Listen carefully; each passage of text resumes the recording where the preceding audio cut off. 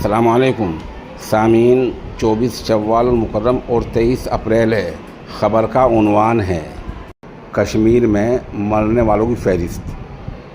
सुशील नाथले इंदौर, सैयद आदिल हुसैन शाह तहसील पहलगाम, हेमत सुहास जोशी तहसील मुंबई, विनय नरवाल हरियाणा, अतुल श्रीकांत मौने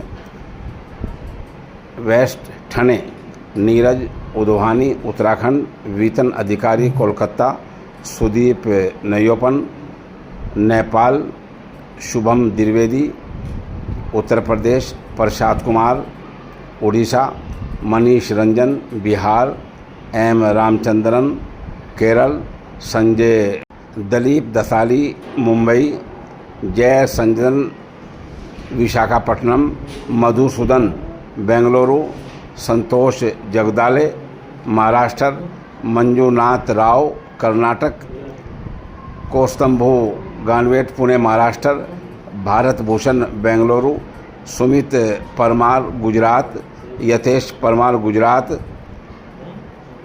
तागो healing Arunachal, शैलिशा भाई H Gujarat. ये 26 अम्मात की भी तस्दीक हुई है और महकमा सेहत और पुलिस ने बादाब्ता इनके नाम आउट किए हैं। आप बन रहे खबर और अपडेट हो सकती है।